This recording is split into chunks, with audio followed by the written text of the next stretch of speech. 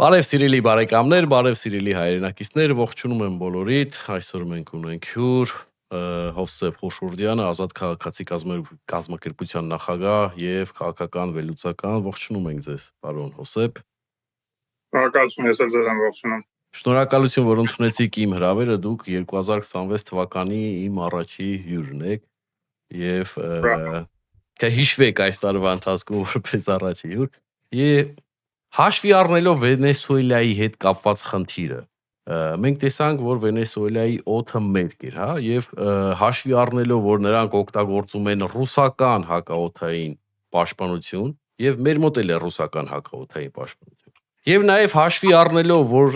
Մադուրոին պաշտպանում էին Կուբայի էլիտար զորքերը, որոնք որ անցնում են ռուսական դպրոցը, զինվորական ռուսական դպրոցը եւ մեր մոտ էլ։ Այսինքն, ինչ է ստացվում, որ մեր մոտ էլ է օդը մեր եւ զինվորականները անվորա։ Ուրեմն տեսեք, ես զուգահեռ նկատեցի այս իրավիճակի եւ Արցախի իշխանությունների հանձնելու միջեւ։ Չգիտես ինչի ոչ մեկի մոտ հələ չեմ հանդիպել, որ տեսեք, ռուսները երկու ձևով են հանձնում իրենց դաշնակիցներին։ Ну, այն որ իրենց բոլոր դաշնակիցներին Պուտինը հանձնում է, այդ փաստա, դրա մասին արդեն մենակ ալարկոտը չի խոսում, հա, բայց երկու ձևով են հանձնում։ Մեկը հանձնում են պետությունը, բայց դաշնակցին փախցնում տանում իրենց մոտ պահում են, հատկապես երբ որ շատ բան է իմանում, հա, ասենք Յանուկովիչին տարան, Ասադին տարան, հա։ Մյուս դեպքում հանձնում են ուղղակի, առանց ոչ մի խնդիր հանձնում են, ոնց որ Արցախի իշխանություններին հանձնեցին Ալիևին, ընդ որում ձեռից բռնած տարան հանձնեցին Ալիևին։ Մադուրոյի դեպքում ձեռից բռնած չհանձնեցին, բայց ամեն ինչ արեցին, որ հանգիստ ամերիկացիները վերցնեն, կամ ուրեմն այնքան անկարող են իրենց այդ պաշտպանական ձեր ասած եւ իրենց պատրաստած կուբացի այդ ուրեմն պաշտպանողներով, հա, տիկնապաներով եւ հակաօդային պաշտպանությունը շատ ճիշտ նշեցիք, որը ըստ էության կամ անջատված էր, կամ չէր աշխատում ընդհանրապես, կամ էլի իրենք էին անջատել, որտեղ բանալիները որպես կանոն իրենց մոտ են պահում, հա, ոնց որ մեր Իսկանդերի դեպքում տեսանք, որ չպայթեց Իսկանդերը, որտեղ հետո տեսանյութերում տեսանք ոնց են իրենց գեներալները ասում դե պարզը մենք մեր ձեռքում ենք պահում այդ կոդերը եւ Իսկանդերը կարող է թռնել, բայց կպայթի իր հզորությամբ միայն այն ժամանակ, երբ որ մեզ դա պետք լինի եւ մենք թույլ տանք։ Հիմա այս դեպքում էլ հանձնեցին Մադուրոին մեծ հաշվով, նաեւ արձագանքի այդ թույլ լինելը տեսանելի էր, որ բավական թույլ էր։ Հիմա կա կարծիք նաեւ որոշ վերլուծաբանների մոտ, որ դրա դիմաց ինչ որ բան կարող են ստանան, բայց ոնց որ թե ոչ մի բան չեն ստանում, որտեղ այն որ ուրեմն լաստանավերը ավելի շուտ ոչ թե լաստանավերը, այլ այդ տանկերները, որը որ ամերիկացիները արդեն երրորդ տանկերն են արգրավում ռուսներից ապօրինի նավթի եւ այլ ուրեմն տարածաշրջանառության պատճառով ցույց է տալիս, որ ոչ մի բան դրա դիմաց ռուսները չեն տալիս ամերիկացիները, հակառակը շարունակում են սեղմել։ Այնպես որ պարզ էր, որ այսպես է լինելու, որ կարողանալու է Տրամպը այսպես փախցնել Մադուրոին ոչ մեկի մտքով չէր անցնում, բայց որ Վենեսուելան ամեն դեպքում Միացյալ Նահանգներին մոտ լինելով վաղ թե ուշ պետք է վերահսկելի դառնալ Միացյալ Նահանգների կողմից, դա տեսանելի է։ Հիմա տարբեր գնահատականներ կան, որքանով է դա օրինական, իհարկե օրինական չէր միջազգային իրավունքի տեսակետից, նույնքան ինչքան որ օրինական չէր այն, որ Մադուրոն ուղղակի բռնազավթել էր իշխանությունը, որտեղ այնտեղ ժողովուրդը ուրիշ մարդ էր ընտրել, բայց ինքը ոնց որ մեր մոտ տարբեր Ռոբերտ Քոչարյաններ, Սերժ Սարգսյաններ բռնազավթում են իշխանությունը, իսկ 96 թվին նաև Լևոն Տեր-Պետրոսյանը կեղծիքների միջոցով, նույն կերպ այդ Մադուրոն էր արել։ Հիմա միտեղ իդեպ հանդիպեցի քննարկումներում մեր սոցիալական ցանցերում, ասեմ Դանիել Յոհաննիսյանի մոտ էր, մեկը գրել էր, բա ինչպես կարելի է ասել, որ նրանք փախան նախագահների մասին, այդպես չի կարելի ասել, ասում էր, որ փախել են բանավեճից։ Կներեք, էլի նրանք ինչ նախագահ, որ հատկապես նկատի ունեմ Ռոբերտ Քոչարյանին եւ Սերժ Սարգսյանին, որտեղ Լևոն Տեր-Պետրոսյանը գոնե մի անգամ ընտրվել է, 91-ին իրոք ընտրվել է, նախագահ կարելի է իրան ասել։ Բայց այն երկուսը ինչ նախագահ է, որ 4 ընտրություն, 21-ը իրականացել են նախագահական ընտրություններ եւ 4-ն էլ կեղծել են մի այլ կարգի։ Բռնազավթել են ժողովրդի իշխանությունը, որը ժողովուրդը ուրիշին էր տվել։ Հիմա նրանց ասել դե ոչինչ, որ բռնազավթել, եկեք իրենց հարգենք որպես նախագահ։ Գիտեմ, կներեք, մի քիչ շեղվեցի, բայց հա, այսպես։ Իդեպ Մադուրոն երբեք ընտրյալ չի եղել, նրան նշանակել է Չավեսը իր մահից առաջ ինքը արդեն հիմա ես ձեր ասածից հասկացա, որ այսինքն նես չի որ անորակա ռուսական զենքը, պրոստի իրանք անջատել են, հա, ճիշտ հասկացանք։ Չեմ կարող ասել։ Երկու տարբերակն էլ դրա համար հատուկ նշեցի։ Կամ անորակ է եւ ի վիճակի չէր ուրեմն տեղորոշել եւ խոցել այդ ուղաթիռները ամերիկյան, կամ անջատել են։ Հիմա թե անջատել են ռուսները, թե անջատել են Մադուրոյի շրջապատի մարդիկ, որոնք որ ինչ որ չափով տիրապետում են, բայց ելի եմ ասում, քանի որ ռուսները ամեն դեպքում կարծում եմ վերահսկողություն կարող է եւ պահած լինեն, շատ հավանական է որ ռուսներն են անջատացնեն, բայց եթե չէ, եթե ամբողջությամբ Վենեսուելան տիրապետում էր, ուրեմն կամ այնքան որակ չունեն, որ խոցեն այդ ուղաթիռներին տեղորոշեն եւ խոցեն, կամ էլ ուղղակի ինչ որ մեկը Մադուրոյի շրջապատից անջատել են։ Լավ, իպա փորձենք, որ ուզեցել են հանձնեն։ Ոնց է ստացվում կուբացիների մահը, որ 40-ից ավել անվտանգության աշխատակից է զոհվում, դրանք որ էլիտար զորքեր են եւ մեկ ամերիկացու անգամ չեն կարողանում վիրավորել։ Այն դեպքում, որ իրանց տարածքն է, իրանք լավ են ճանաչում տարածքը, դիրքավորված են եւ այլն եւ այլն։ Այդ արդեն շկոլայի հարցն է, ռուսական շկոլա, որից որ բարեբախտաբար մենք սկսում ենք փոկվել։ Բարեբախտաբար մեր պաշտպանության նախարարությունը այլևս չի ուղարկում հայ զինվորներին ռուսական, ուրեմն բարձրագույն ռազմական հաստատություններ սովորելու, որտեղ մի կողմից դրանք առանձնապես մեծ որակ չունեն, եւ երկրորդն էլ հատկապես հայերին եւ ոչ միայն հայերին, այլ ոչ ռուսներին, այսպես ասենք, ոչ ռուսաստանցիներին այդ հաստատություններում ձևական գնահատականներ են դնում, ճանապարհում են տուն։ Հատուկ դիտավորյա, որ որակ չապահով են։ Եվ հիմա այն որ պաշտպանության նախարարությունը մեր հրաժարվել է այդ կապերից եւ հույսով եմ ԱԱՑ-ն նաեւ կհրաժարվի վերջապես եւ ես դրա մասին բարձրաձայնել եմ որ վերջերս ու դեռ Աբազյանի ժամանակ էր տեսա ոնց է ԱԱՑ-ի կայքում դրված այդ հայտարարությունը որ հավաքագրում են երիտասարդների ռուսական ՖՍԲ-ի ակադեմիայում սովորելու համար եւ ահազանգեցի դրա մասին եւ մեծ աղմուկ բարձրացավ։ Ես հուսով եմ, որ նոր ղեկավարը եւս ոնց որ պաշտպանության նախարարն է արել, հիմա էլ նաեւ ինքն էլ իր մասով կհրաժարվի այդ խայտարակ պրակտիկայից, հատկապես անվտանգության ոլորտում դա ուղղակի անթույլատրելի է, որովհետեւ անել այնտեղ երիտասարդներին ՖՍԲ-ի ակադեմիա սովորելու կամ որևէ անվտանգային ինչ որ բարձրագույն ուսումնական հաստատություն, դա թիրախավորել նրանց, խոցելի դարձնել եւ պոտենցիալ գործակալ ուղղակի հետո հետ բերել Հայաստան։ Իհարկե, Թանանդե վերբով կալնեն գան մեր մոտ, հետո շարունակեն աշխատելը։ Ես ուզում եմ հիշեցնել, որ մենք բլոգերական լեզվով ենք խոսում, ես որ ներողություն եմ խնդրում, եթե ինչ-որ բառերը ձեր համար կարող է մի քիչ օտար լինի։ Հիմա ես ինչի համար այս թեման բացեցի, հա, կարող է նես լինի, որ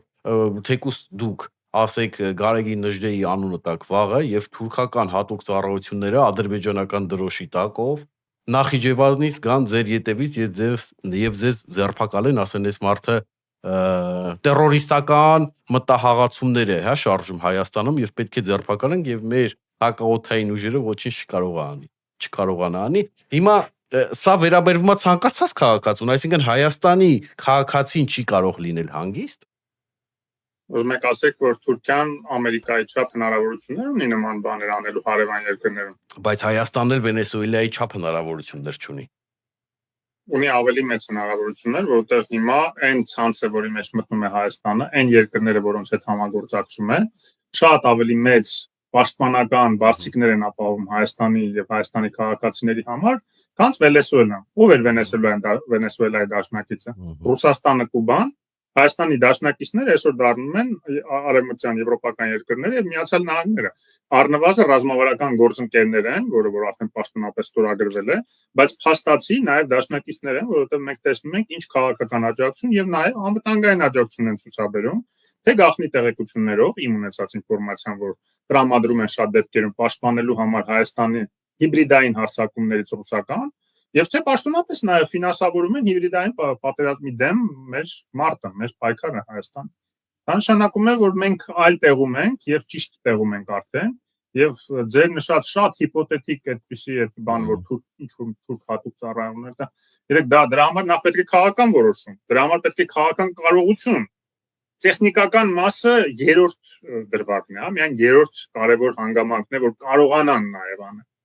տեխնիկապես Բայց եկեք փաստով նայենք, փաստը մնում է, որ մենք հակաօդային պաշտպանություն չունենք։ Մենք դա տեսանք Իրանում, մենք դա տեսանք թե Արցախում, մենք տեսանք թե հենց հիմա Ռուսաստանում ենք տեսնում, որտեղ ուկրաինական դրոնները հասնում են այնտեղ, որտեղ որ ուզում են։ Մեր հակաօդային պաշտպանությունը այնքան հզոր չի, ինչքան ուզենային ունենային, բայց մենք արդեն ունենք ֆրանսիական Միստրալներ առնվազն։ Ունենք նաև այլ հակաօդային պաշտպանության միջոցներ, ամեն ինչ հիմա չհրապարակենք, պարզ է, բայց ամեն դեպքում համաձայն եմ, որ այն հզորությունը չունի, ինչ որ օրինակ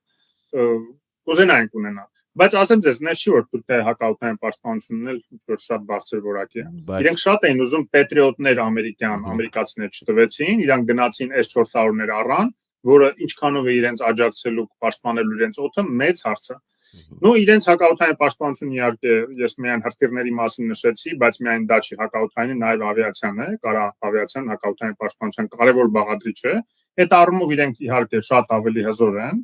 համատելու բնականաբար եզրեր չկա Հայաստանի օդը եւ իրենց օդը, հա, որտեղ իրենք F-17-եր ունեն, նու F-35-եր իրենց չտվեցին ամերիկացիներու, ոնց որ միջև հիմա Տրամպը այդպես էլ չի ուզում տա, բայց F-17-ներ ունեն եւ հիմա մոդիֆիկացիայի մասին են մտածում եւ ցավոք սրտի անգլիացիները վերջերս նաեւ իրենց նորագույն էլի կատերներ վաճառեցին, ինչքան էլ որ Իսրայելն էր նաեւ դրա դեմ պայքարում, որ քանի որ Իսրայելը առաջի մտահոգն է թուրքական բանակի հզորացման, բայց ամեն դեպքում մեր խնդիրը պետք է լինի այնպիսի հարաբերություններ ունենալ Թուրքիայի հետ, որ ուրեմն նման որոշում ընդհանրապես Թուրքիայում չկայացվի Հայաստանի դեմ որևէ գործողություն իրականացնել։ Նույնը վերաբերում է բոլոր հարևանների հետ հարաբերություններին, այդ թվում Ադրբեջանի, որի հետ հիմա այդ առևտուրը որ ձևավորվում է մեծ քննադատության առիթ է դարձել, հա,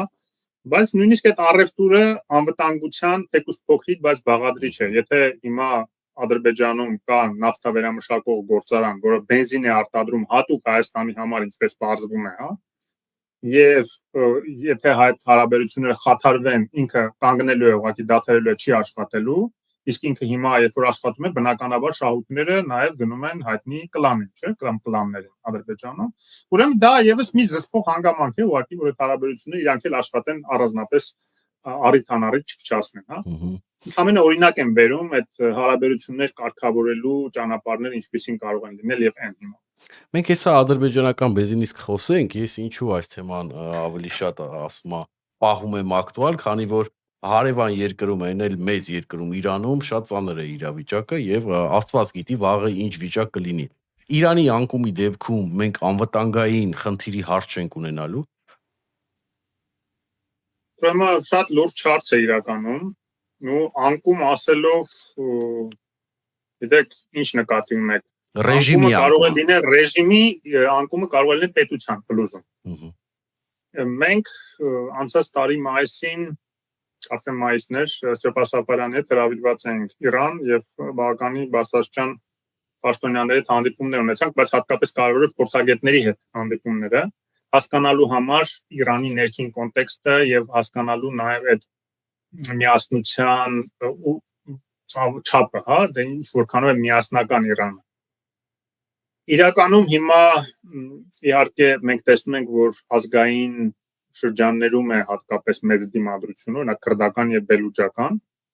որտեղ նույնիսկ մեծ քաղաքներ ամբողջությամբ անցել են ուրեմն այդ ամբողջների ձեռքը, մի պահ նույնիսկ կարողացան հետ վերցնել քսիրի զորքերը, մի խոսքով լուրջ պայքար է գնում այնտեղ, բայց մենք տեսանք այնտեղ մի կարևոր բան, որ ես էլ չէի սպասում, ես էլ եմ միշտ մտահոգ եղել, որ կարող է ռեժիմի փոփոխությունը ուղղակի բերի փլուզման Իրանի, իսկ դա մեր համար իհարկե ձեռնտու չի, որտեղ Իրանի միասնությունը մեր համար խիստ կարևոր է։ Եվ հասկանալի է, որ եթե փլուզվի, մի նոր պետություն ենք ստանալու մեր հարավում, եթե ոչ երկու, Ադրբեջան եւ Քրդստան անուններով, եւ կորցնելու ենք կապը բուն Իրանի հետ, եւ հակառակը շրջափակված ենք դառնալու ամբողջությամբ այդ թուրքական էթնոսով, ինչը մեզ ավելի է կաշկանդելու մեր գործողություններում, թեև էլի այդ պետությունը եթե հանգար ստեղծվի, մենք այդ պետության հետ էլ պետք է ուրեմն հարաբերություններ կառուցենք եւ չթշնամանանք, հա։ Բայց մենք կարող ենք գոյություն ունենալ այդ պայմաններում։ Դե հիմա բա ինչ անենք։ Հավաքենք փասապուսաներս գնանք ուրիշ տեղ ապրենք, չէ, ուզենք չուզենք պետքա մի լուծում գտնենք։ Դա գործընթաց է, որ մեզանից կախված չի։ Նենց չի որ մենք որոշենք որ հարավում Ադրբեջան ձևավորվի նոր պետություն եւ այդպես լինի։ Դե մեր պատմության ընթացքում պարոն Հովսեփ, մեր պատմության ընթացքում միշտ էլ տենց ա եղել, հավաքել ենք փասափուսեկս ու գնացել ենք այս կողմից այն կողմ։ Չէ, ես կարծում եմ որ դա լուծում չի, իդեպ կարող եք աննով դիմել առանց պարոնի, հա, այդպես։ Ես կարծում եմ որ մենք պետություն ունենք, ես կարծում եմ որ մենք ճիշտ ճանապարհին ենք ճիշտ դաշնակիցներ ձեռք բերելու, վաղ թե ուշ, իսկ հուսում եմ վաղքան ուշ դառնալու են Եվրամիության անդամ, եւ այո, ցանկացած միջավայրում էլ կարողանալու են գոյատևել։ Մանավանդ եթե այդ երկիրը նպատակ չունի մեզ ոչնչացնելու, ինչի մենք պետքա այդպես ճշնամաբար տրամադրվենք, հա։ Հələ հիպոթետիկ բանի մասն ենք խոսում, մի բանի, որ ես 90% վստահ եմ, որ տեղի չի ունենալու։ Ինչ եմ ասում, հենց այդ հանդիպումներից մեզ հետ հանդիպած շատ պաշտոնյաների մեջ շատերը հենց ծագումով ազերի թուրք են, այսինքն ու ադրբեջանցի իրենց պայմանական է շատ հնարավոր ասել, իրենք այդ ինքնությունը ոնց որ ունի Հյուսիսային Ադրբեջանը, մեր հարևան Ադրբեջան պետությունը, այդ ինքնությունը իրանք չունեն։ Իրանք ամեն դեպքում իրանք համարում են իրանցի։ Հա, թուրքալեզու, թուրք, բայց իրանցի։ Ավելին ասեմ, իրանք Իրանի ժառանգությանը մի տեսակ շատ նախանձախնդիր են նայում, որտեղ իրենք դինաստիաներ են ունեցել Իրանի ղեկավար, Սեֆևիդներ եւ այլն քաջարներ, որոնք ծագումով էլի թուրք են եղել։ Եվ այդ իմաստով, կներեք, մենք նույնիսկ այսօր տեսնում ենք, որ Իրանի ղեկավարությունը համ կրոնական ղեկավարությունը, համ սեկուլար ղեկավարությունը, աշխարհիկ ղեկավարությունը, այսինքն նախագահն էլ, ռահբարն էլ, երկուսն էլ ծագումով ադրբեջանցի են, ազերի թուրք են, բայց տեսեք երկուսն էլ հաստատ միասնական Իրանի կողմնակից են, չնայած իրար հակադրվում են եւ Փեզեշքյանը բավական հետաքրքիր քննադատական մի հատ հարցազրույց ունեցավ եւ գովերքում էր շահի ժամանակները ըստ էության անուղղակի քննադատելով դրանց հետո իսլամական հեղափոխությունը տեղի ունեցած եւ իսլամական կարգերը եւ այդ բանը ռեժիմը ասելով որ համատում էր Թուրքիայի հետ, ասում էր Թուրքիայում 100 կիլոմետրանոց ճանապարհի վրա 80 հատ թունելներ եւ կամուրջներ են կառուցում, մենք 4 հատ կառուցում ենք, ուրախանում ենք։ Այսպեսի բաներ էր ասում։ Հիմա այդ կարգի մարդիկ նաև ազդում են, չէ, ադրբեջանցիների այնտեղի տրամադրությունների վրա, այսինքն իրենք համարում են ամեն դեպքում Իրանը իրենց երկիրը, որտեղ իրենք նաև ղեկավար են։ Եվ դրա համար չեմ կարծում, որ Իրանի ռեժիմի փոփոխությունը կբերի ինչ-որ փլուզման։ Իրենք բոլորն էլ միասնական Իրանի ապագայի տեսլական ունեն, ավելի ժողովրդավար, ավելի ազատական։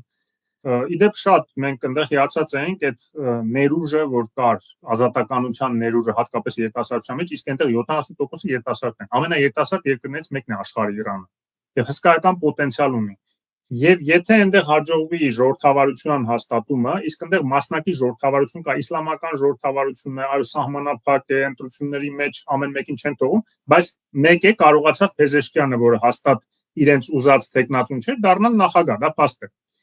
Եվ նշանակում է որ պոտենցիալը մեծ է եւ եթե հաջողվի այս անգամ իշխանապողություն եւ ժողովրդավարական կարգեր Հայաստանի համար դա փայլուն ուղղակի ապագա է, որտեղ այդ ամբողջ ռեսուրսը արդեն մենք կարողանանք համատեղ օգտագործել, այսպես ասենք, որպես հարևաններ եւ մենք դառնում ենք նաեւ կամուրջ Եվրոպայի համար դեպի Իրան։ Եվրոպան երբեք չի ուզենա Թուրքիան ունենալ այդ կամուրջը, որտեղ Թուրքիան առանց այդ այնքան լոգիստիկ շղթաներ է իր վրա փակել եւ այնքանով է վտանգավոր դարձել դրանով Եվրոպայի համար, որ երբ ուզում է այդ վենտիլները փակում է, գիտենք, չէ, փախստականների առումով, առևտրի առումով եւ Եվրոպայի վրա մեծ ազդեցություն է ձեռք բերել, հաբ է դարձել։ Եվ դրա համար եվրոպացիները շատ ավելի շահագրգռված են, որ այդ հյուսիս-հարավը, Վրաստան, Հայաստանով, այսինքն Սևծով, Վրաստան, Հայաստան, Իրան, այդ հյուսիս-հարավը գործի եւ այս դեպքում եթե Իրանը բացվի, իսկ հեղափոխություն եւ ժողովրդավարության հաստատումը նշանակում է բացվի աշխարհի առջեւ, այդ թվում առևտրական իմաստով, քաղաքական իմաստով եւ մենք դառնում ենք կամուրջ եւ դա փայլուն հեռանկար է Հայաստանի համար եւ անվտանգության ել ավելի բարձր մակարդակ։ Բայց դա շատ դանդաղ գործընթաց է, էլի, որ այդ փոփոխությունները լինի ձեր ասած, որտես դառնա ժողովրդավար։ Եթե հենց որ իշխանությունը փոխվի, իսկ օրերի հարց կարող է լինել։ Ես չեմ պնդում, որ հաստատ կլինի։ Կարող է անցած անգամվա պես թե 9 թվին, թե 19 թվականին էլի շատ մեծ բողոքներ եղան եւ արյան մեջ խեղդեցին այաթոլլաները այդ բողոքի ակցիաները։ Բայց հիմա ոնց որ թե ավելի մեծ է հավանականությունը, տեսնենք, բայց եթե ստացվի, ելի եմ ասում, եթե հենց որ իշխանությունը փոխվեց, օրերի հարց է այդ ժողովրդական կարգերի հաստատումը, ընդ որում կարծես թե Ռեզա Շահի ժառանգը կարող է դառնալ իրոք երկրի ղեկավար, ընդ որում պարտադիր չի թագավորական կարգերի վերականգնում, շահական կարգերի, այլ ինքը ասաց ես պատրաստ եմ նաև մասնակցել ընտրություններին եւ ընտրվել որպես երկրի ղեկավար, բայց այն որ կարգը կփոխվի այդ իսլամական հեղափոխությունից հետո հաստատված կարգը, երբ որ այաթոլաներն են փաստացի ղեկավարների երկրի, այդ միանշանակ է։ Եթե հաջողվի այս հեղափոխությունը, դառնալու է ժողովրդավարական, շատ առաջադեմ երկիր։ Իդեպ ասեմ նաև իրենց մոտ գիտությունը բավականին բարձր մակարդակ ունի եւ դա է նաև հուշում, որ այդ պոտենցիալը կա ժողովրդավարական, եվրոպական նույնիսկ իմաստով ժողովրդավար երկիր դառնալու, որտեղ մարդիկ շատ խելացի են, շատ բարձր IQ ունեն իրանցիները, գիտությունը շատ մեծ նշանակություն ունի, կրթությունը մեծ նշանակություն ունի։ Իրանցի գիտնականներին մեծ հաճույքով եվրոպական տարբեր համալսարաններ հրավիրում են եւ իրենք գնում են, քանի որ շատերը զզված են այդ վիճակներից։ Եվ այդ իմաստով մեր նաև գիտական ասպարեզում համագործակցության շատ լայն դաշտ կարող է բացվել։ Մի խոսքով մեծ հեռանկարներ է բացում ամբողջ տարածաշրջանում եւ լիցքաթափման եւ ուրեմն տնտեսական զարգացման։ Էլ չեմ խոսում նրա մասին, որ նավթի գազի վրա նստած երկիր է, որ ցավոք սրտի չի կարողանում օգտագործել գազի պակաս ունի, ինքը այսօր գազ ներկրող է դարձել, պատկերացնում եք, որտեղ հսկայական այդ գազի հանքերը տեխնոլոգիաներ չունեն, որ վերամշակեն, որտեղ սանկցիաների տակ են։ Հետարքի բան ասեմ, չգիտեմ դուք լսել եք թե չէ, բայց Քաթարի հետ մի մեծ, հսկա աշխարհի ամենամեծ հանքավայրը ընկած է Քաթարի եւ Իրանի ծովային սահմանի վրա։ Եվ Քաթարը իր կողմից մտել է օգտագործում է այդ հանքավայրը, քաշում է այդ գազը, վաճառում է, այդ թվում հեղուկ գազ է սարքում եւ այլն, աշխարհում է վաճառում է տասնյակ միլիարդավոր դոլարներ տարեկան փող աշխատում։ Իրանը իր կողմից չունի այդ տեխնոլոգիան, մտնի այդ հանքավայրը օգտագործի, բայց չի կարող արգելել։ Չի կարող սահման դրվի, հա, հանքավայրի մեջ, հանքավայրը մեծ հանքավայր է։ Եվ առնվազն դրանով ինքը տասնյակ միլիարդավոր դոլարներ մենակ այդտեղից է կորցնում տարեկան։ Իսկ ինչ հսկայական այլ ռեսուրսներ ունի, որ ուղղակի հնարավորություն չունի օգտագործել։ Դա նշանակում է արևմտյան ինվեստիցիաներ է գալու, ամերիկյան, եվրոպական, իսկ էլի որտեղ է ամենահարմար դիսլոկացիան լինելու այդ ներդրողների համար, որպես այսպես անցումային կետ, հա, перевалочный пункт են ասում։ Իհարկե Հայաստանը։ Ես մի հատ զուգահեռ հասկացնեմ, քանի որ դուք ասացիք, որ նավթ ունի, բայց չի կարող օգտագործի, ամեն դեպքում Վենեսուելայում ավելի աբսուրդի վիճակ էր, որովհետև այնտեղ ունեին ավելի շատ նավթ, հա, ասում են աշխարհի ամենաշատ նավթը այնտեղ ունեն, եւ այնտեղ անգամ բնակիչները չէին կարողանում իրենց բենզին գնել, այնտեղ բիշոպտի հերթեր կանգնեն։ Իսկ իմ իմանալով գոնե Իրանում կարելի ասել նվեր են տալի նավթը ժողովրդին, ինչ որ կոպեկներով։ Ուրեմն տեսեք, Վենեսուելայի նավթը, այո, ծավալներով աշխարհի թիվ 1-ն է, բայց ինքը ծանր նավթ է։ Իրան շատ ավելի լուրջ տեխնոլոգիական միջամտություն է պետք վերամշակելու համար։ Մի բան, որը ամերիկյան ընկերությունները հեշտությամբ կարող են անեն, եթե այդ նավթը ստանան Ամերիկայում, տանեն Ամերիկա, վերամշակեն, ինչը հիմա պայմանավորվել են եւ արդեն անում, սկսել են անել։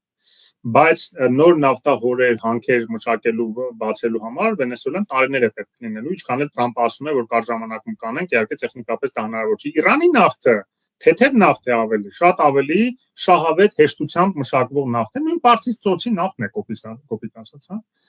Եվ այդ իմաստով շատ ավելի կար ժամանակում, շատ ավելի հեշտ կլինի, նաև շատ դեպքերում ընդհանրապես վերականգնել է պետք այն նավթարծունը հանումը, որ շատ հանքերում եղել է, հիմա դադարեցվել է,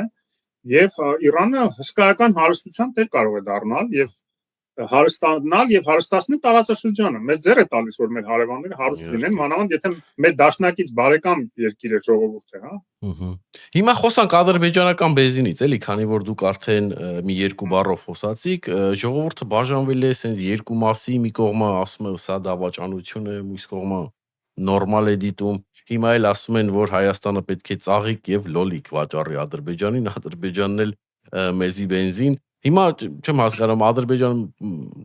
ասեն ժողովրդական լեզվով ասած պամիդոր չկա կամ ծաղիկ չկա, պետք է գա մեզնից առնի։ Բա որ իմանաք Ադրբեջանում ինչքան են մեղադրում շատերը նույն ղեկավարությանը, որ դուք հայերին բենզին եք վաճառում, որ իրանց տանկերը լցնեն, վաղը միսօր մեր վրա հարձակվեն։ Այսինքն դա երկու ստեկ է, իրականում եթե մենք նավթ արտադրող երկիր լինենք, ես դեռ կհասկանայի, ասեի մրցակցին բերում են մեր մոտ, մեր նավթը չի վաճառում, իրանց նավթն են ծախում։ Կներեք, բայց մենք նավթ չունենք։ Ուզենք, չուզենք, մի տեղից առնենք։ Հիմա Ռուսաստանից որ առնում ենք, տարբերությունը ո՞րն է Ռուսաստանի եւ Ադրբեջանի։ Նույն Ռուսաստանը այդ նավթից ստացող շահույթներով հետո իր ռազմաարդյունաբերությունը չի զարգացնում, որը մեր համար սպառնալիք է։ Նույն այդ զենքը հետո Ադրբեջանին չէր վաճառում, որ այդ զենքը չի արտադրում Ադրբեջանը մեծ մասամբ, առնում է Ռուսաստանից։ Ինչ տարբերություն էլի մեծ հաշվով։ Մենք պետք է նպատակ ունենանք, որ այդ զենքը մեր դեմ չաշխատի։ Այսինքն պատերազմ չլինի ու այդ զենքը մեր դեմ չաշխատի։ Իսկ եթե մենք այդ նավթի շնորհիվ բենզին ներողություն տվյալ դեպքում բենզինի մասն է խոսքը, եթե այդ բենզինի շնորհիվ ավելի էժան լինելու շնորհիվ ավելի տնտեսությունը մեր կզարգանա, իսկ ցանկացած արտադրության մեջ միշտ բենզինը ունի իր գինը, տրանսպորտիրովկան, այդ տեղափոխության ծախսերը ինչքան քիչ են, այնքան միավոր արտադրանք ավելի էժան կլինի, մեր արտադրանքը մրցունակ կլինի, այլ արտադրանքների մասն է խոսքը արդեն, այդ թվում գյուղատնտեսությունը եւ հազար ու մի արտադրանք։ Եթե մենք դրանով նպաստում ենք, որ մեր տնտեսությունը ավելի մրցունակ լինի, ավելի էժան ապրանքներ արտադրի, դրսում վաճառի եւ այլ, լավ չի, որ ավելի էժան բենզին են կարողանում ներկրել։ Հարցերը որ պիտի ավելի պրակտիկ նայենք ու այդ էմոցիոնալ բանը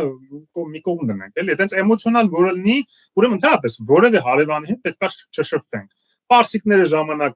ժամանակին կոտորել են իրանցիները, թուրքերը էլ չեմ ասում, Ադրբեջանը վերջերս ընդամենը, վրացիների հետ էլ պատերազմ ունեցանք անցած դարին։ Բա ոնց համարձակվեցին նրանք մեր հետ պատերազմել։ Ուրեմն իրանցից էլ ոչ մի առևտուր պետքա չանեն։ Էմոցիոնալը տեղ է տանում։ Սահման չկա, ատելության համար միշտ կարելի է պատճառ գտնել, մանավանդ որ իրոք, այնպես չի որ պատճառներ չկա, հա, բայց ինչ անենք, որ 100 տարի առաջ թուրքերը ցեղասպանել են Օսմանյան կայսրությունը, ցեղասպանել է հայ։ Բայց դեռ վերքը չի չորացել։ Այդպիսի պատճառաբար։ Ուրեմն պետք է այդ վերքը չորացնելու հարց չի, բուժելու հարց է, իսկ բուժելը միշտ լինում է հարաբերվելու միջոցով։ Եվ այդ բուժելու համար մեզ ինչ է պետք։ Մեզ պետք է նախ եւ առաջ որ մենք էլ մի քանի միլիոն թուրք սպանենք ու հագենանք, թե մեզ պետք է որ օրինակ թուրքերը իրանք զղջան իրանց արածի համար, մանավանդ որ այսօրվա սերունդը չի արել, շատերս տեղակ չի որ տես բան ա եղել, հա։ Անես չի որ ամբողջ թուրք ժողովուրդը սենց եկել է, հարձակվել է, սկսել է հայերին։ Չէ, Արցախյան զոհերի մասին է խոսքը։ Հա, ադրբեջանցիների դեպքում։ Դե կներեք, նույն հաջողությամբ իրանք էլ նույնը կարող են մեզ ասել, որտեղ մենք պատերազմ եղել, մենք էլ իրենց զինվորներին ենք սպանել, հա, հիմա հարցը ինչի ով էր առաջինը հարձակում եւ այլն հասկանալի է։ Բայց ամեն դեպքում փոխադարձ զոհեր են եղել եւ դեռ հարց է ով ավելի շատ զոհ ունեցել, թե առաջի եւ թե երկրորդ պատերազմը։ Մենք գիտենք, որ հաստատ երկուսում էլ ադրբեջանցիները ավելի մեծ քանակով զոհեր են ունեցել։ Հիմա այդ ամեն ինչը անընդհատ, եթե մենք պետքա ինք դարձնենք, որ անընդհատ ատելություն եւ թշնամանք լինի, դա ոչ միտեղ տանող ճանապարհ։ Ուրեմն դա շարունակվելու է։ Ուրեմն անընդհատ առիթ ենք ման գալու, մենք իրանց վրա հարձակվելու, իրանք մեր։ Ու դա ուրեմն մենք ուրիշ աշխարհում ուրիշ նպատակ մեր ազգը չունի, ուրիշ առաքելություն չունի, անընդհատ ինչ որ մի հատ փոճուր մեր պես փոքր ազգի հետ պատերազմել իրար սպանելը, դա մեր առաքելությունը աշխարհում։ Ասենք ուրիշ ազգերը մտածում են տիեզերք թռնելու մասին, արհեստական բանականություն է ստեղծում, այնպես բաներ են մտածում արդեն որ մենք էլ օգտվում ենք ուրախ, բայց ասում ենք չէ, այդ թող իրանք ստեղծեն, իրանք ստեղծագործեն, մենք դրա ընդունակ չենք։ Մենք ընդունակ ենք միայն հարևանների հետ իրար մորթելու միշտ թշնամանքի մեջ, որտեղ մենք իհարկե միշտ ճիշտ ենք, հարևանները սխալ, բայց որ ասում ԱՏՏՎ-ի լեղջ է, հա, ասենք թե տենց է։ Այո, իրանք միշտ նախահարցակ են եղել, վատն են եղել, մենք լավն ենք եղել։ Ու հետո ու այդ ցիկլի մեջ մնանք մենք անընդհատ։ Ուրիշ առաքելություն չունենք այս աշխարհում։ Ես կարծում եմ, որ ունենք, մանավանդ մեր մոտ լավ է ստացվում, մտածելը, ստեղծագործելը։ Մենք հպարտանում ենք, չէ՞, միշտ որ մեր գիտնականները տեսեք ինչեր են ստեղծել աշխարհում։ Ինչի մեր մոտ սկսենք ստեղծել։ Մեր մոտ պայմաններ ստեղծենք, որ մեր գիտնականները այնպիսի բաներ ստեղծեն, այնպիսի տնտեսություն նաև մենք զարգացնենք, այնպիսի մի հատ մշակույթ ծաղկացնենք, որ կողքի հարևանները ոչ թե մտածեն գան մեզ ոչնչացնեն, սպանեն եւ այլն, այլ մտածեն ոնց անեն մի հատ վիզա ստանան, որ գան մեր մոտ մի հատ գոնե ֆրան այդ ամբողջ տեղերը, այդ նոր մշակութային օջախները մի հատ այնց կյանքի իրենց այդ փայլատակում ունենան ու գնան հետ։ Կարող ենք այդպիսի պետություն ստեղծել։ Այ երբ որ նպատակը դա դնենք, այդ թշնամանքն էլ կանցնի 10-20 տարի հետո, հատկապես երբ որ այդ կարողանանք հասնել նման նպատակի, բայց մանավանդ դա երազանք չի միայն, ունենք այդ ներուժը։ Բայց դուք հիմա ասում եք մտածել իսկ մեր ժողովուրդը մի քիչ տարբեր է մտածում։ Իհարկե ոչ բոլորը, բայց օրինակ թուրք տուրիստը գալիս ասում են ես թուրքերով եք լցե մեր երկիրը, բա սրա հետևից ինչի մարդ չի գալի, նայեք, նկարեց, նայեք, գնաց։ Ասենց ինչ որ աբսուրդային բաներ մույս կողմից ասում ես, ես որ մեր հայերը եթում են այնտեղ քոչարի են ապարում, իրանց ոչ մի բան ասող չկա, էլի, բայց ինչ որ այա մեր ժողովուրդն է ու այդ տենց մտածելակերպ ունի։ Այդ դեմոնիզացիայի գործընթացը շատ ճիշտ է ասվում նաև հիմա, բացահայտումներ է նաև տեղ ունենում, որ շատ դեպքերում արհեստական է եղել։ Հասկանում եք, մի բան է, երբ որ դու ընդունես եւ հաստատ ճուրանաս, որ եղել է ցեղասպանություն եւ դրա մասին խոսաս, բայց մի բան է դրա հիմքով դեմոնացնես այսօրվա ժամանակակից քո բոլոր հարևաններին։ Եվ դեմոնացնելու հետևանքներ են ալնելու, որ մեկը մյուսին պետքա ոչնչացնեք։ Հանդիպելուց պետքա իրար սպանեք, ոչ թե իրար հետ առևտուր անեք կամ թողեք ինքը գա որպես տուրիստ ձեր մոտ ման գա, հա։ Այսինքն այդ դեմոնացման իմաստը որն էր, որ անդադ մենք ճշնամակ ունենանք հարևանների հանդեպ, որովհետև ինչ որ մեկին դա պետք է եղել։ Կայսրությանը դա պետք է եղել։ Եվ պատահական չի հիմա նաև այդ հիբրիդային պատերազմը, երբ որ մենք անդադ ասում ենք, այդ հիբրիդային պատերազմի էլեմենտներից մեկը այն է, որ այդ դեմոնացումը թուրքերի պահվի, որ մենք անդադ վախենանք թուրքերից, եւ այդ վախի ներքո միշտ կարճած մնանք ռուս սապոգին, որ ոչինչ ինչ մեր հանդեպ անում ես, մեր տարածքները սրա նրան ես տալիս, ոչինչ ամեն ինչ կներեք, մենակ թե մեզ փրկի հանգած թուրքերը մեզ չոչնչացնեն։ Այդ նարատիվը, այդ դեմոնացված այդ միֆոլոգիան տասնյակ տարիներով սերմանվել է ու ցավոք սրտի ոչ միայն սովետական շրջանում, այլ նաև դրանից հետո մի պահ դադարեց առաջին նախագահի օրոք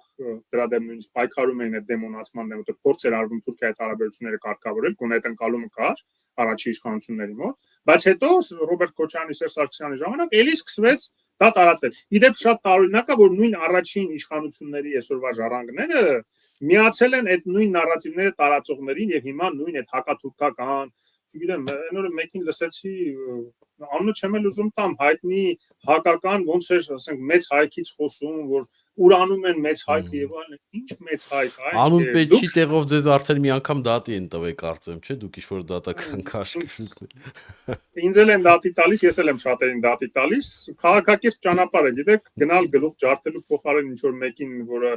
ինչ որ ավել պակաս բաներ է խոսում, ուրիշ տարբերակ չկա, պետքա դրան է սովորենք, ինչքան էլ դա դժվար է նաև հայ տղամարդու համար, բայց մի քիչ պետք է մեզ հաղթահարենք եւ գնանք այդ քաղաքակիրթ ճանապարհով։ Թե չէ նաև իրար մեջ մանավանդ ատելության մթնոլորտը որ կա, անընդհատ ուրեմն դուրդմփոց իրար ծեծ ու ջարդ սպանություններ է պետք ալեն։ Եվ այս թեման այսինքն փակելով վերջնականորեն վտանգ չկա, որ իրոք Թուրքիան իր մեծ կապիտալով կարող է Հայաստանում,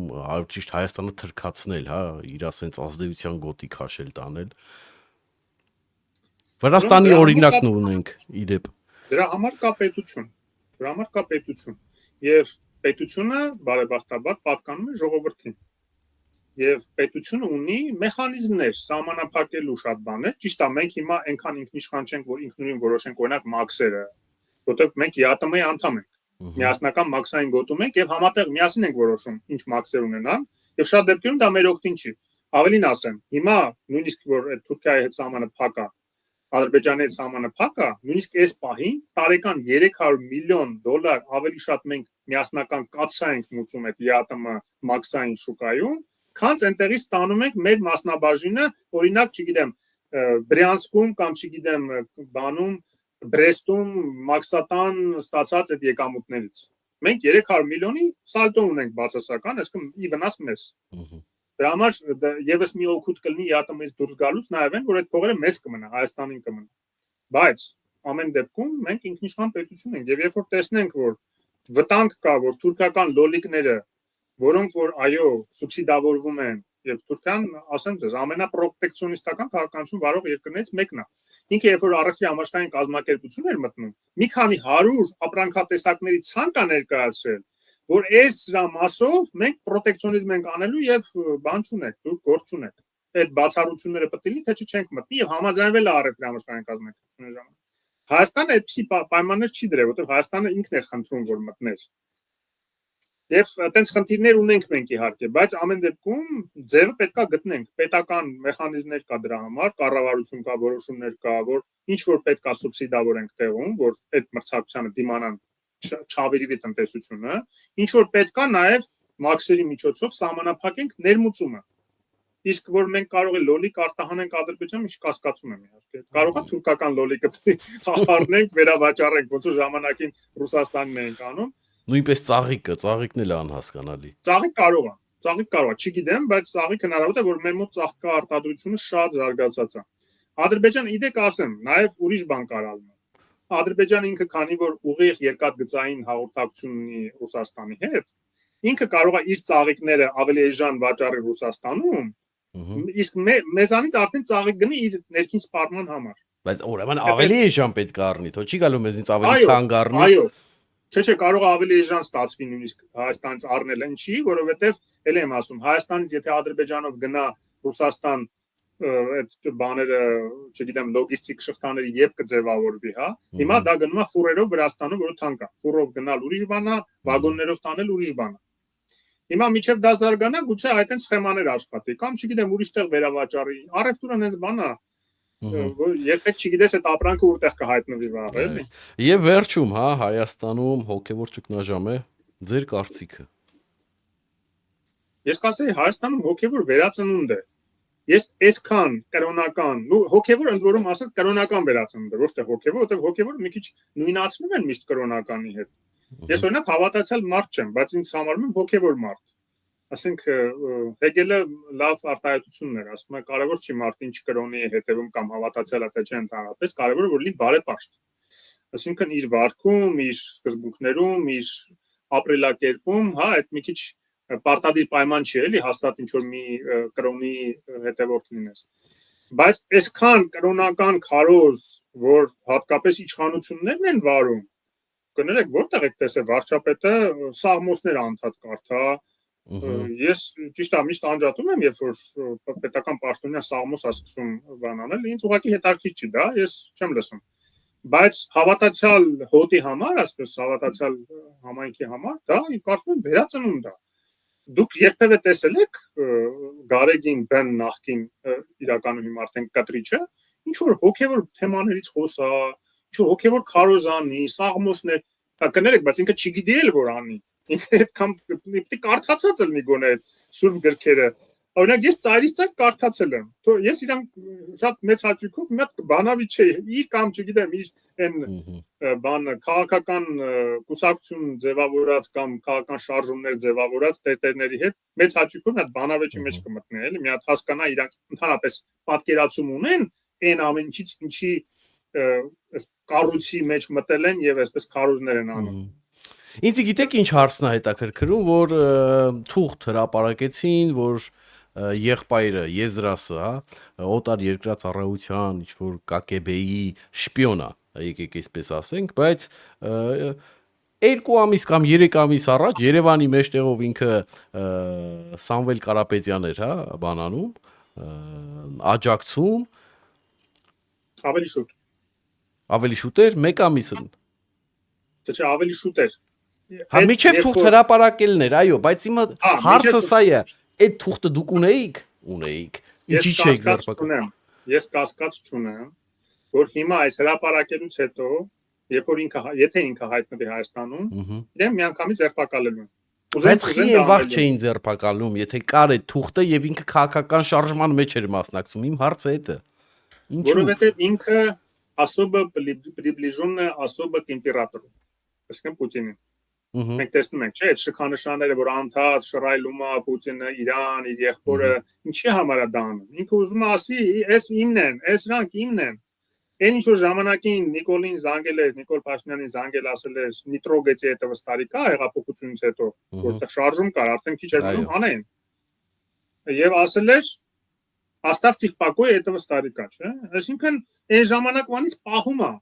մեր իշխանությունների անհեռատեսություններ, որ այն ժամանակ նույն Նիկոլ Փաշինյանը պետք է առնվազն մեկ գցեր բռներ։ Ինչի է Պուտինին պետք, այդքան նույնիսկ Խաչատուրովի համար չի խնդրել, որ մի անի այդ պաշտոնից, մի բռնի։ Ձեն չի հանե Պուտինը, Խաչատուրովին հանգիստ ՕԴԿԲ-ի քարտուղար էր, բայց հանգիստ հանեցին, բռնին, ստե ձերբակալեցին, հետո ազատ արձակին, ինչ ան մի խոսքով process սկսվել։ Տեսեք, նույնիսկ Խաչատուրովի համար չի խնդրել, բայց այս մեկի համար խնդրել, տեսեք ինչքան կարևոր դեր ունի սա ուրեմն իմպերիայի համար, կայսրության համար, գաղութարարի համար, Հայաստանի դեմ, որ այդ գործիքը ունենա, որ այս սրա համար խնդրել է։ Այդքան բանը հասկանալու պետք է առավել եւս ուրեմն մի առիթ գտնեին, հետո ազատվեին սրանից։ Բայց դուք 18 թվականի բան եք ասում։ Իսկ ես հիմիկվա 19 լավ 19 այո ես հիմիկվա բան եմ ասում ընդամենը 2 կամ 3 ամիս առաջ այդ մարդը Երևանի փողոցով չգիտեմ աղոթքեր անում հա ինչու չէին ձերբակալում նույն պատճառով ինչի չեն ձերբակալում հիմա կտրիչին որովհետև այդքան հեշտ չի Ռուսաստանի հետ այդեն սերտ կապեր ունեցող եւ Ռուսաստանի ազդեցության տակ գտնվող այդ կարգի հա այդ կալիբրի ինչ որ մեկին բռնել հիմա ես ուրիշ բան ասեմ Սաակաշվիլին, երբ որ հեղափոխություն եղավ եւ իշխանություն ընտրվեց, հնես չի որ Պուտինը միանգամից ճշնամացավ իր հետ։ Բավական երկար ժամանակ շատ նորմալ հարաբերություններ, ճիշտ է, Պուտինի սերտով չէր այդ հեղափոխությունը, բայց ինքը շարունակում էր այդ հարաբերությունները։ Գիտեք, երբ փչացավ այդ հարաբերությունները, շատ կտրուկ։ Երբ։ Երբ որ անվտանգության ղեկավարին Սաակաշվիլին ուզում էր փոխել եւ Պուտինը անձամբ իրեն խնդրել էր չփոխել։ Գորգած էր, գոնգած էր, հիմա չեմ հիշի հասկանալու։ Սաակաշվիլին ի տարբերություն Նիկոլ Փաշինյանի իր համար այդ արդեն մարկերը որ առավել եւս ուրեմն պետք է փոխել ու բռնեց փոխեց ու դրանից հետո կտրուկ շնամական վերաբերմունք առաջացավ Պուտինի կողմից եւ պատերազմ նաեւ հետևեց դրան այսինքն այդքան մենք հասկանում ենք այդ վտանգները Ռուսաստանից եկող եւ այլն որ պետք է աձերբազատվել այդ բոլոր ազդեցությունները կտրել պորտալները կտրել բայց մի բան է երբ որ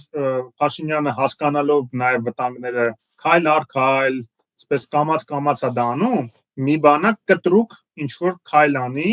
եւ այդ կարգի այդ կալիբրի բանի ռուսական գործակալներին, հա, բռնի, ասենք, ձերբակալի օրինակ։ Ով չգիտեր, թե ինչքան KGB-շնիկ ա եղել հայ եկեղեցում։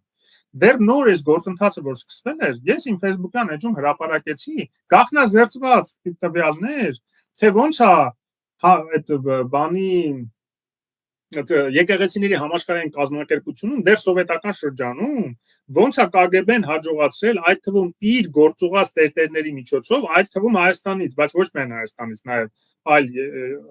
սովետական այլ հանրապետություններից այդ KGB-շնիկների շնորհիվ կարողացել այդ համաշխարհային ցանցը է ինքը եկեղեցիների այնտեղ ղեկավարին ընտրել KGB-շնիկ։ Դրա գաղտնազերծված հիմա ասում են կփախցնեն կաթողիկոսին կտանենք Մոսկվա, անդից ինքը կշարունակի լինել կաթողիկոս։ Չի կարող այդպեսի բան լինի, то есть կարան փախցնեն, բայց չի կարող այնտեղից կաթողիկոս լինի։ Հենց որ այդպեսի բան լինի, այստեղ նոր կաթողիկոս կընտրեն եւ բայց նոր Նախիջևան թեմի եւ այդ ռուսական այդ բոլոր այդ եկեղեցիները ոնց որ ասում են կառազնան է Հայաստանի։ Դա այդ ոտը կարճ է լինելու։ Դա գիտեք, երբ որ սովետական շրջանում ձևավորվեց Անտիլիասի կաթողիկոսարանը, դա անխուսափելի էր, որովհետեւ այն ժամանակ իրոք անկախականները չէին պատրաստվում KGB-շնիկների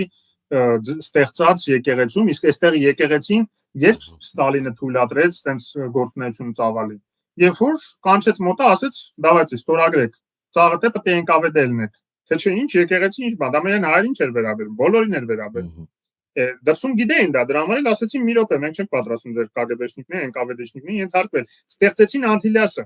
Այն ժամանակ հələ դաշնակցությունը չէր դարել կցորդը, հա, կայսրության Կրեմլի հետ կապերը այդպես չէր զարգացել։ Այն ժամանակ իրոք անկախական էին դաշնակցականները, նաև իրենք հենց նաև նպաստեցին, որ այդ Անտիլիասի կաթողիկոսարանը ստեղծվի։ 70 տարի տևեց այդ պետությունը քանի կար եւ այդ տարբերությունները ստիպված էր պահպանվել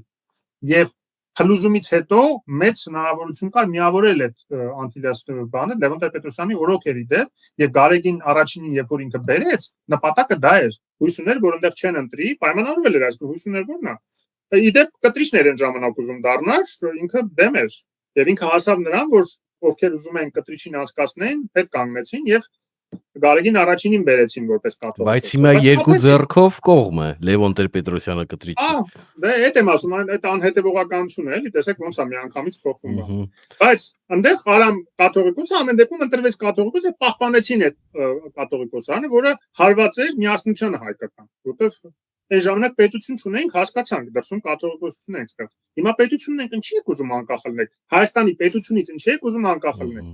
լավ հիմա ինչի համար այդ զուգահեռը բերեցին որտեղ ի տարբերություն այդ 70-ամյա սովետական կայսրությունը, որի պատճառով այդ բաժանումը տեղի ունեցել, եթե հանգած փորձեն բաժանել այդ մի թեմը առանձնացնեն, ռուսական այդ թեմը առանձնացնեն հայկական կաթողիկոսությունից կտրիչներով տարբեր եւ այլ խաժամուրներով, որտեղ ովքեր են նրանք, աշխարհումների հավաքածու է, ինչ կապ ունի, կրոնի հետ կապ չունեցող մարդիկ են։ Արդեն դա իրանց թույլ չէ տալու այդ ազդեցություն տարածել, բայց այսօրվա Կրեմլն էլ երկար չի ձգելու Բոլորս էլ հասկանում ենք, չէ՞ որ սա էլ ժամանակավոր է Առնվազն առողջական պատճառներով վերջո հավերժ չի, հա, կաշե բիսմերտնին չի Պուտինը։ Այսինքն 5-10 տարի կարող է տևի, մինչև որ նորմալ իշխանություն կհաստատվի Ռուսաստանում, այդ բոլոր նախկին կագեբեշնիկներին եւ այսօրվա ֆեյսբեշնիկներին, որ այսօր սա իշխում են Ռուսաստանում, կքշեն եւ Հայաստանի հետ նորմալ հարաբերությունների համար կասեն կներեք, ինչ որ արել ենք, ձեր կաթողիկոսությունը եւ մեր թեմը Ռուսաստանյան նոր նախիջում բարձա պետք է ենթարկվի Հայաստանի։ Պարոն Հովսեփ, ես վերջի երկու հարցը տամ, քանի որ մեր հաղորդումը արդեն մոտենում է ավարտին, սենց արագի մեջ, մեկը հենց նույն հոգևորին է վերաբերվում, քանի որ հենց նույն ընդդիմությունը հիմա ասում է Նիկոլ Փաշինյանը պետք է 10-ից 15 տարի դատվի, քանի որ ինքը խառնվել է հոգևոր դասի խնդիրների մեջ, հա, ինքը իրավունք չուներ, եւ երկրորդ հարցը միանգամից տամ, որ միանգամից պատասխանեք, Ռուսաստանը օգտագործեց այդ իր կոչված օրեշնիկա, ինչա այդպիսի ինչ որ զենք նորից օգտագործեց, դա ինչ էր նշանակում։ Այս երկու հարցը եւ ավարտենք։ Ուրեմն տեսեք, ակնհայտ է եւ բոլորս գիտենք, որ մեր եկեղեցին ախտահարված է այդ օտար ազդեցություններով, հա։ Մի մասը KGB-ի գործակալ են եղել, մի մասը շարունակում են հիմա նաեւ FSB-ի հետ համագործակցել, որի մասին ասվեց, հատուկ չասեցին Ռուսաստանի հատուկ ծառայությունների, բայց Եզրասի մասին, որ ասեցին նաեւ օտար երկրի հատուկ ծառայությունների հետ համագործակցելը, դա նշանակում է Ռուսաստանի պարզա չէ, որ Ամերիկայի չի համագործակցել Մոսկվայում նստած, թե չէ ռուսները վաղուց բռնել են։ Եվ այդ իմաստով, երբ որ մենք հնարավորություն ենք տալիս կայսրությանը, գաղութարարին, այդ ազդեցությունը ունենալ մեր եկեղեցու վրա, եւ զուգահեռաբար ասում ենք, բայց մեր իշխանությունները հանգած որևէ բան պետք է չմիջամտեն, եւ թող իրանք զբաղվեն քաղաքական գործունեության կուսակ բանտերները, թող քանդեն մեր պետականությունը, ինչ ուզում են թող անեն, Ռուսաստանի պատվերով թող շարժումներ կազմակերպեն եւ այլն, այդ իրանք կարելի է, այդ համանadrության խախտում չի, բայց երբ որ իշխանությունը փորձի դրան դիմակայել, փորձի կարգի հրավիրել եւ թույլ չտալ այդ դրսի ազդեցությունը, չէ, ոնց այդ համանadrության խախտում է, լուրջ չէ, էլի։ Այսինքն ինչ եք ուզում, դուք ուզում եք էլի հերթական անգամ այս տերտերները մեր պետականությունը կործանեն, ոնց որ հարյուրամյակների ընթացքում մի քանի անգամ արել են, հա՞։ Չէ, այս անգամ թույլ չենք տալու։ Թույլ չենք տալու, որ այդ ուժը բարեբախտաբար ունենք, չեմ ասում մենք մենակ այդ ուժը ունենք Հայաստանը, այլ այդ ուժը մեզ տալիս են նաև այն դաշնակիցները, որ մենք ունենք, արդեն ձեռք ենք բերում դա արևմուտքում եւ իրենք բաց տեքստով ասում են, այո, աջակցելու են եւ այն որ մի քանի փորձեր հեղաշրջման կանխվեց, ես վստահ եմ, որ շատ դեպքերում ինֆորմացիան նաև մեր դաշնակիցներն են մեզ փոխանցել, որոնք որ շատ լավ տիրապետում են Ռուսաստանի ներքաղաքական ամեն անցուդարձին, որտեղ ինչ են շնչում, ինչ են արտաշնչում։ Եվ երբ որ պետքա մեզ այդ ինֆորմացիան փոխանցում են, ես այդ իմ կարծիքն է, այդպես ստույգ չգիտեմ, բայց մի տեսակ վստահություն ունեմ, որ այդպես է։ Այնպես որ ես կարծում եմ, որ այն գործընթացը, որ հիմա սկսվել է առողջացման եւ նաեւ հոգեվոր վերածնդին նաեւ եկեղեցում, որ վերջ-վերջով սկսել են քրիստոնեությունից խոսալ, Քրիստոսի անունն է սկսել տալ եւ բավականին շատ եկեղեցականներ փոխվում են այդ ախտահարված ուրեմն այդ կլանից եւ հուսամ նաեւ եկեղեցին կառողջացնեն ամբողջությամբ եւ այսուհետ կծառայի այդ եկեղեցին հայ ժողովրդին եւ հայ հոգեվոր հավատացյալ գոտին, այլ ոչ թե դրսի ինչ-որ ուժերին։ Այդ արեշնիկի հետ կապված գիտեք Ռուսաստանը միշտ բանակցության ժամանակ փորձում է ինչ-որ ճնշումներ գործադրելու համար, այդպիսի ինչ-որ նշանակալի իրադարձություններ իրականացնի, միտեղ ինչ-որ քաղաք գրավեց մի պահ, հենց այն թեժ պահին էր, երբ որ բանակցություններ են գնում Տրամպի հետ, դա նրա համար էր, որ Տրամպն էլ գնա Զելենսկուն ասի, դե տեսնում ես չես կարող դիմադրես, արդեն տարածքներ գրավում են, արի համաձայնվի այդ տարածքները հանձնի պրծի, հա, այդ է նպատակը ռուսների, այդպես ինչ-որ կետային, ինչ-որ մի դրվագային առաջխաղացումներ ցույց տալ, իսկ որտեղ որ չի կարողանում տարածք գրավել առաջխաղացում ունենալով, այդպեսի ինչ-որ զենքեր է կիրառում, այն որ մի հատով, երկու հատով է կիրառում, նշանակում է այդքան չունի էլ որ շատ կիրառի, հա, որտեղ դա բարդ զենքեր են տեխնոլոգիական առումով, իսկ ինքը այսօր սանկցիաների տակ լինելով խնդիր ունի լուրջ ինչ-որ ռազմաարդյունաբերություն զարգացնելու եւ այդ իմաստով որևէ ինչ-որ նշանակալի հետևանքներ իօքոտ Ռուսաստանի դա արդեն տեսնում ենք որ չունեցավ եւ չի ունենա։ Բայց դեռ առանց գլխիկ է օգտագործում, որ գլխիկով օգտագործի։ Գլխիկով ինչ, որ միջուկային գլխիկ չի օգտագործել։ Դե առանց պայթուցիկ են ասում ուղարկում, բալվանկա են դրել։ Չէ։ Պայթուցիկ է դավել հզոր պայթուն էր եղել, այդ իրանք իրենք այդ պոնտերը ռուսական որ հա հələ տեսեք ինչ կանենք հələ բա այս հələ կես ուժով ենք օգտագործում, բա որ մի ուժով ամբողջությամբ ուժով օգտագործենք անդադ ասում են չէ մենք կես ուժով ենք կռվում մենք որ լրիվ ուժով կռվենք հա հիմա հասել ենք բան Լիսաբոն բժիշկի նման են կռվում չէ այ բժիշկի նման Միացյալ Նահանգները Վենեսուելայում արեց որ ինչքան հնարավոր է քիչ մարդ Նահանգներ ցույց տվեց անկախ նրանից ինչքանով է դա օրինական միջազգային իրավունքի տեսակետից բայց ամենայն դեպքում հետ